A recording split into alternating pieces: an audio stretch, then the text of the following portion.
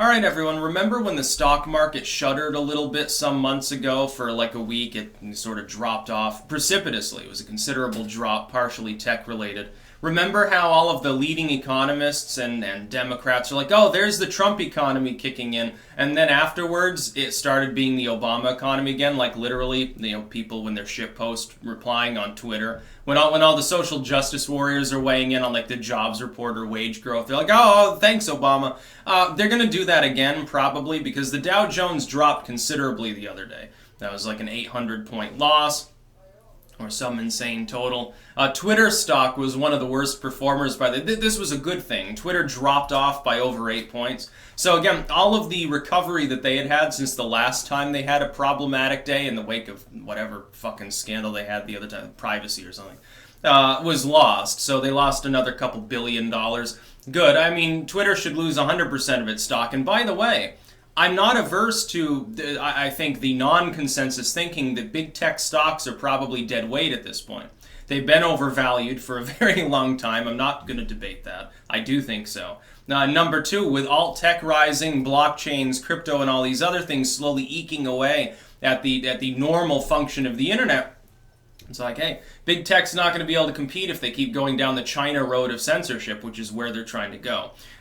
So no, I would sell off Facebook or Twitter stock. I think I'd probably hold Microsoft. Google long-term probably does better than most of these other, but Facebook and Twitter definitely not. But the Dow drops.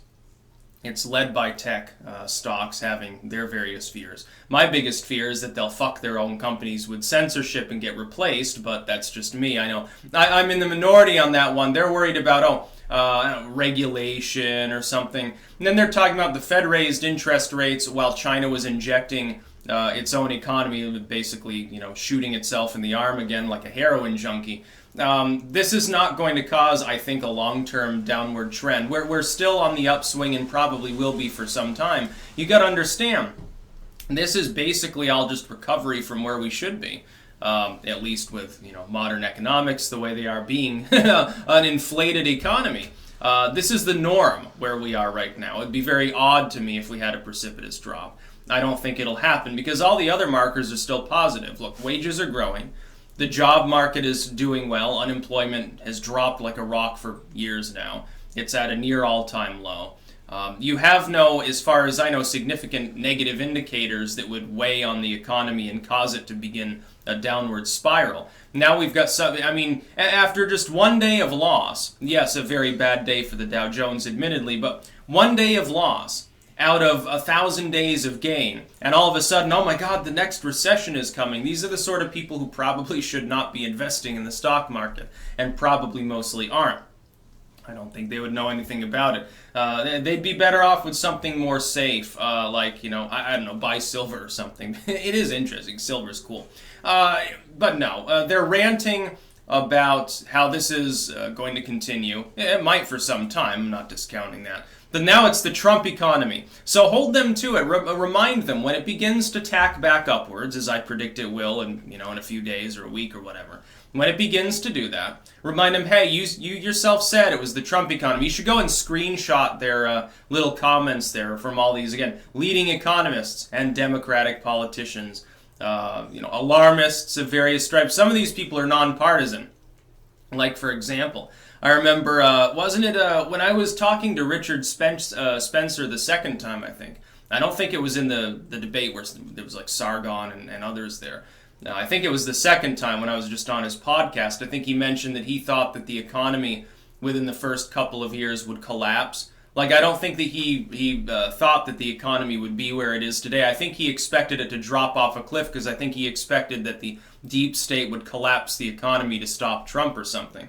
So far, that hasn't happened. I'm not sure that they actually have the means to do so anyway. How are they going to convince so many groups to give up so many hundreds of billions or trillions of dollars just to stop Trump when ultimately Trump is good for their businesses? I think they like him a little bit more, in some cases at least, the non-ideological corporatists, than they would let on. I think they don't really have a problem with the fact that he's gone after them a bit on the tax and regulation side. They're still making record profits because of consumer confidence rising. What I would say is the Dow, yeah, it is grossly overinflated. The whole economy is. But there remains to be seen whether there's an actual sort of impetus for why it should drop off a cliff. And Trump is good for business. Look, there is, the thing is, the illusion of growth preceded everything. But now you have real tangible growth beginning to displace that. Again, the U.S. economy is just beginning to rev up, I think. We're winning in these tariff wars. We're winning in these trade deals. At the very least, Trump, in 2 years, has laid the groundwork for long-term more growth than there would otherwise be. There will always be an off year or an off month where stocks slide or wages slide, unemployment shoots up all of a sudden. That doesn't necessarily mean you end up with another Great Depression. I think a lot of it is a lot of people right now are paranoid and filled with fear. Now, they think that they're being governed by Adolf Hitler's orange cousin. If you think that the man leading the country is either insane or evil, and that he doesn't really know what he's doing or he's deliberately being malevolent, yeah, you probably think, oh, stock market collapse, that would make sense. You know, why not add insult to injury here and lay waste to the whole economy? The thing is, people have been saying, for like 2 years they've been warning, Trump can't win on trade, Trump can't win on taxes. No, the economy can't hit sustained 4% or 5% or whatever growth. 2% is the new norm. Trump will cause a depression. Remember when Krugman said that the economy should have already collapsed by now? It's been nothing but pessimism all the way along from people who have a political motivation. Everyone else is like, oh yeah, I'm more confident in the economy.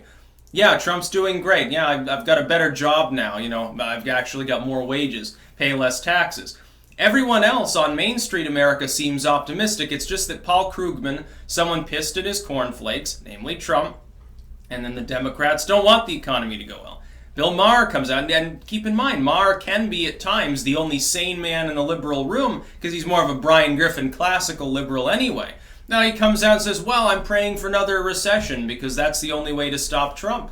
They're being very open about the fact that they want the economy to flatline. I don't think that these people I would particularly want to vote for. It's because the Democratic Party has become corrupted away from actual liberaldom and caring about people to a wedge issue-driven corporate party run in part by Silicon Valley and some multinational banks. That's about all. Peace out.